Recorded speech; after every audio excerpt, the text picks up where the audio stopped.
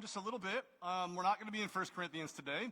But listen, it was 5 years ago, earlier this month, so just early June, that Jade and I left the student ministry that we had led for 11 years. So it's been about 5 years to this month. When we looked around at our lives at that time, it would not have made sense for us to leave that ministry. Everything was going really well. The position that I had was really great. We had great benefits.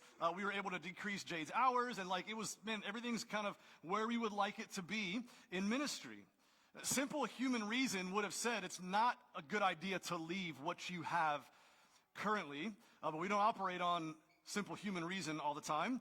The Lord had other plans for us, and the way that we tried to explain it to our church family was kind of like the call of Abram. Now, I don't want to put myself on the level of Abraham, but this is kind of what we say. Like Genesis 12:1 says, "Now the Lord said to Abram, go from your country and your kindred and your father's house to the land that I will show you." And then in verse 2 and 3, we see the specific promise that was made to Abram to make him a great nation, a blessed nation, and then later on, the land comes into the promise as well. But right after God spoke to Abram in Haran, where he was from, in verse 4 we see, "So Abram went as the Lord had told him."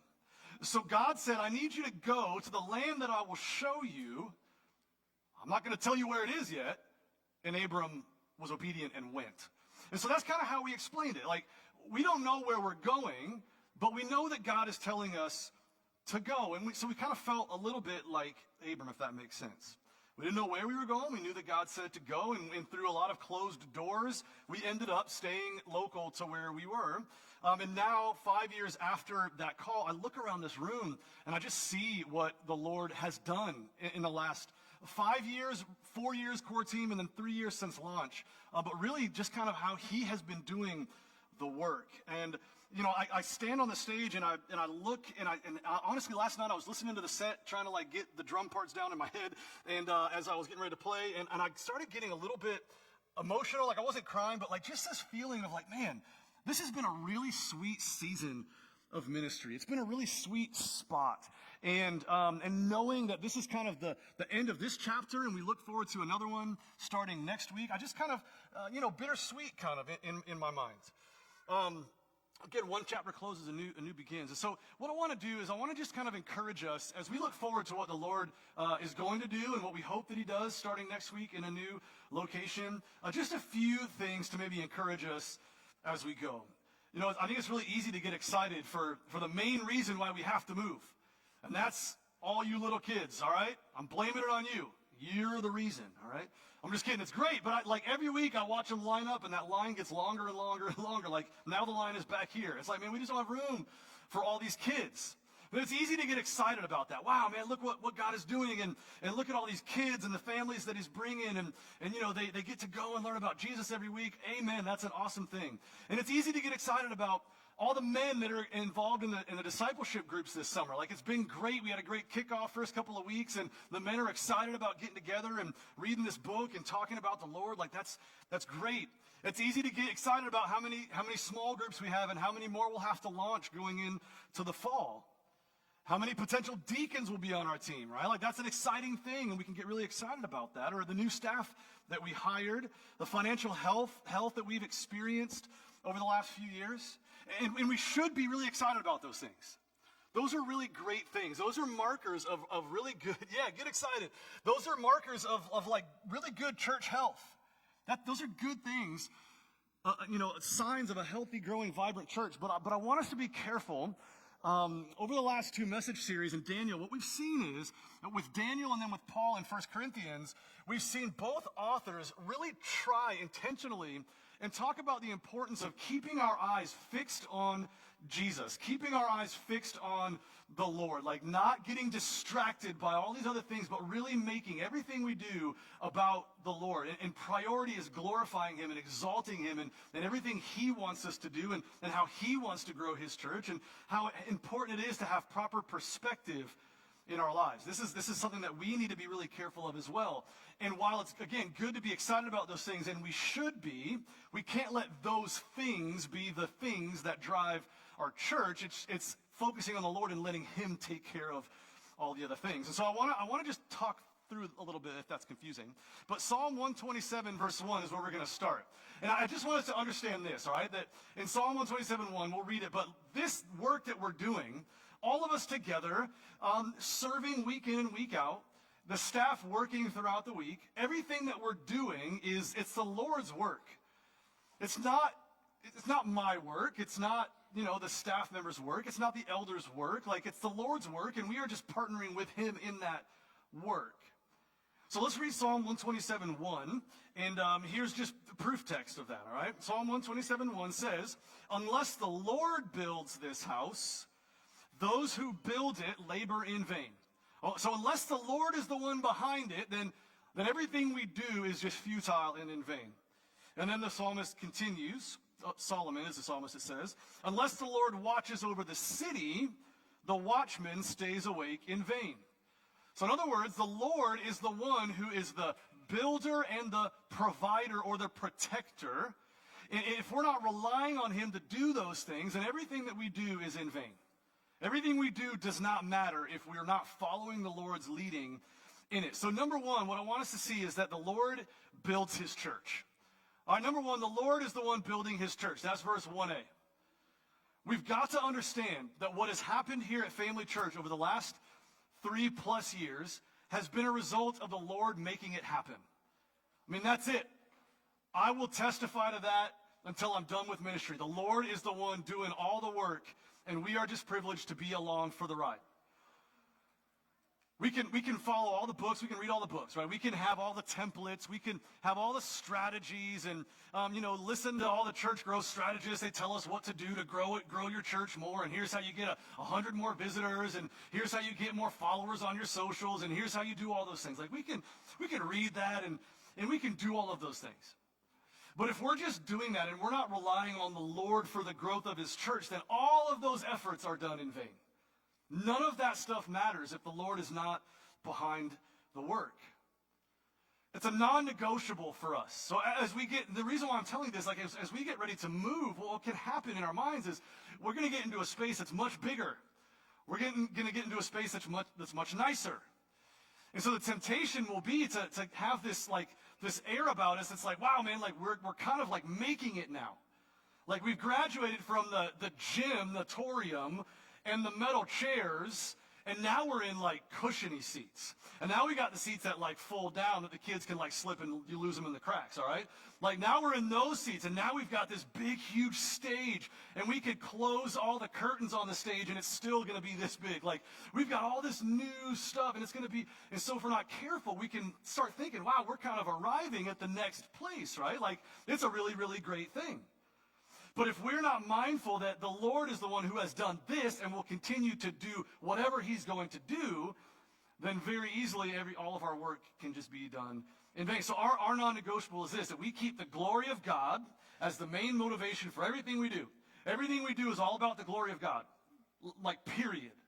And then secondary is really like relying on him for everything else, right? So glory of God is primary.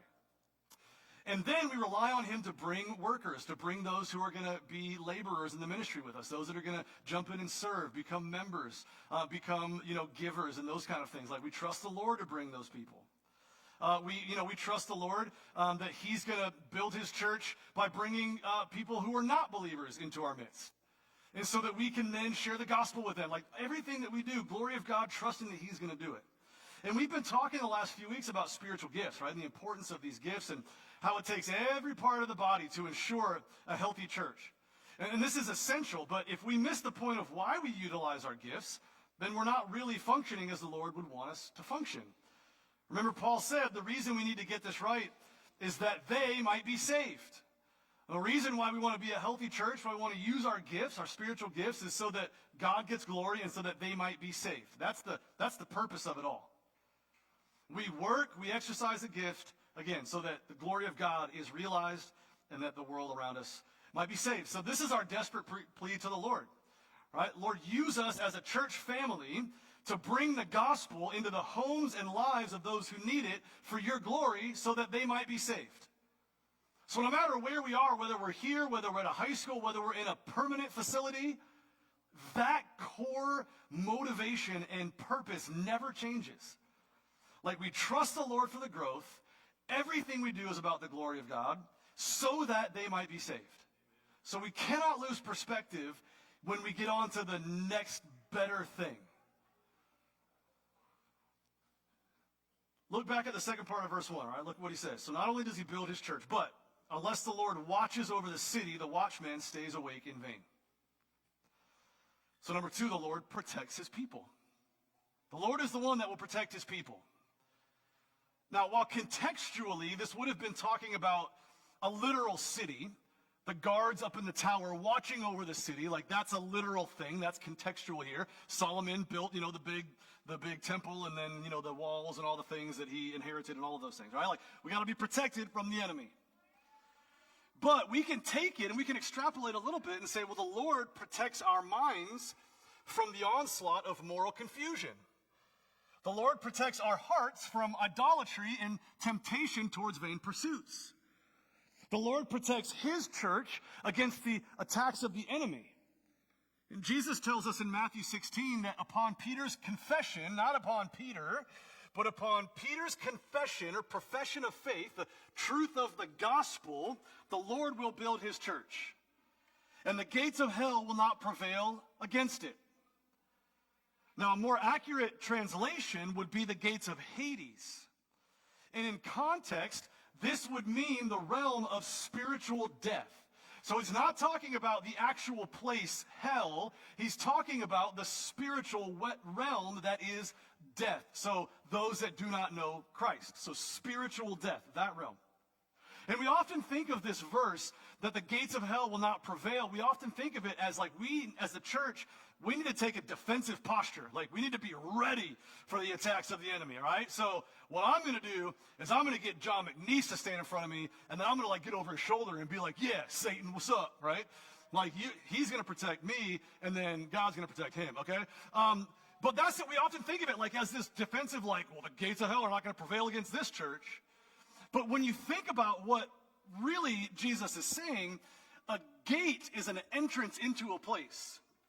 And if Hades is a spiritual realm of death, that means the gate of Hades is that which separates the realm of spiritual death and the realm of spiritual life. And so really what Jesus is saying is, as we as believers go out into the world with the gospel into the realm of spiritual death, that realm will not overcome the truth of the gospel. So it's not a defensive posture that we must take, but it's an offensive posture that we must take. We are the ones attacking. We are the ones going to the gates of spiritual darkness and bringing the gospel with us. And when we do, the gates of Hades or hell will not prevail against the gospel. So I need to kind of bring you guys into something here, all right? Probably about a month ago, maybe a month and a half, we went to Apex Friendship for the second time to visit. We went a few times to kind of check out the space, right? We want to look at the rooms. We take all the measurements. We got to know what cables we got to buy, how we're going to set things up, all of that. And we went the second time, and I was leaving the school, and I don't know what it was. I know what it was now, but in the moment, I'm like, why do I feel like something weighty? Why do I feel like heavy right now? I was walking out of the school, and for real, I'm just going, man, something's not feeling right with me right now. And it was that spiritual sense that you guys know, if you get that sometimes, like where you're like, I have this unrest, but I can't really put my finger on why, but I just kind of feel like something's off about this place. And then I heard from some parents and some students that school, not every kid, of course, but just generally speaking, there's kind of a culture of darkness that's there. A culture of pride, and be careful because the young ones, but pride and openness to some of the cultural issues that we're being faced with in our world. Things that we would disagree with as a church. And I just kind of got this sense that maybe God was moving us into this space to do exactly what Jesus is telling us to do. To be those that are taking the gospel into a place to basically take ground from the enemy, to take ground for the gospel. And so I kind of started thinking this way, and I don't mean it to sound like a sequel to Braveheart. That's not what I mean it to sound like. Like we're going to, storm, whatever, and we're going to get out on that field and paint our faces. I'm not saying that. But here's an interesting thing, all right? I get a text from one of our members last week, and I want to read this text to you. What he said, totally unprompted. He was getting this sense in his soul as well. And so he sent me this text. And here's what he said. He said, I think it would be a good idea to pray over Apex Friendship High School before we move in. Pray against what made the previous church have to downsize. Pray for the Spirit of the Lord to bless the building and drive out any spirits that remain that don't glorify him. Conduct some spiritual warfare against whatever happened to the previous church, seeing that we are moving in right behind them.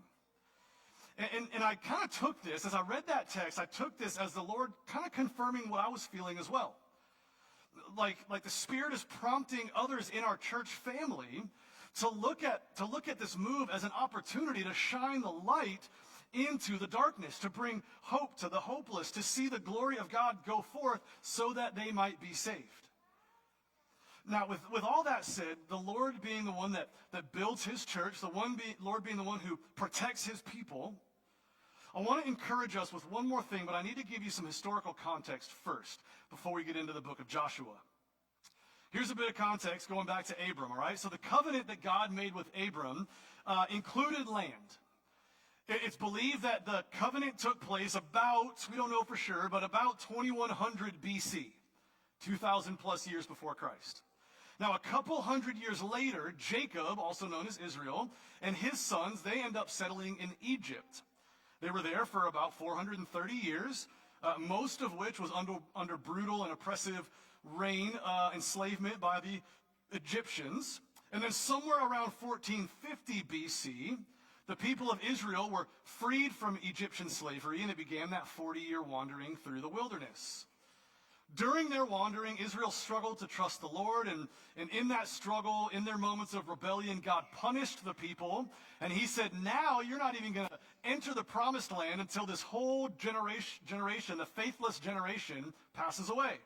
So when this generation is gone, then I will allow you to enter the promised land. That happened a couple years into their wandering, which is why God gave them 40 years to wander. All right, so that's the punishment. Well, finally, those who had the unbelief had died. Now they're standing on one side of the Jordan River. And in Joshua 1, they are on the precipice. They're looking across. There's the land that was promised to Abram. Now it's some 700 plus years later, and they're getting ready to inherit this. And in the first chapter of Joshua, in just the first 9 verses, as the Lord is talking to Joshua, he tells Joshua to be strong and courageous. Be strong and courageous. So let's read Joshua 1 through 9. And I'm going to give you a chance to get there. I'm going to get there as well, and then it'll be on the screen. But Joshua 1 through 9. You'll see 3 uses of that phrase and 2 different kind of meanings behind it. All right, so Joshua 1, verses 1 through 9. After the death of Moses, the servant of the Lord said to Joshua the son of Nun, Moses' assistant, Moses, my servant, is dead. Now, therefore, arise, go over this Jordan, you and all this people, into the land that I am giving to them, to the people of Israel. Every place that the sole of your foot will tread upon, I have given to you, just as I promised to Moses. From the wilderness and this Lebanon, as far as the great river, the river Euphrates, all the land of the Hittites to the great sea, toward the going down of the sun, shall be your territory. No man shall be able to stand before you all the days of your life. Just as I was with Moses, so I will be with you. I will not leave you or forsake you. Be strong and courageous. For you shall cause this people to inherit the land that I swore to their fathers to give them. Only be strong and very courageous, being careful to do according to all the law that Moses my servant commanded you. Do not turn from it to the right hand or to the left, that you may have good success wherever you go. This book of the law shall not depart from your mouth, but you shall meditate on it day and night, so that you may be careful to do according to all that is written in it. For then you will make your way prosperous, and then you will have good success. Have I not commanded you? Be strong and courageous. Do not be frightened and do not be dismayed, for the Lord your God is with you wherever you go. So 2 ways that I see here that the Lord is telling Joshua, and in turn I think we can take it as well, in how to be strong and courageous. All right, so number 1, be strong and courageous in the Lord's presence. The truth, the reality that the Lord is present. That is in verses 5 and 6 and then verse 9. All right, so he says, I will not leave you or forsake you. I will be with you. Verse 9, do not be frightened, do not be dismayed. The Lord your God is with you wherever you go. So be strong and courageous. Be strong and firm in your faith. Be courageous and bold. Jesus said in Matthew 18:20 that where 2 or 3 are gathered, there he is also. So when we gather together, we know that the Lord is present. We know that he is here. So when we move to a new location next week and we gather together, we know that the Lord is going to be present. And so we hold true to the same promises that the Lord made to Joshua. I will be with you. I will not forsake you.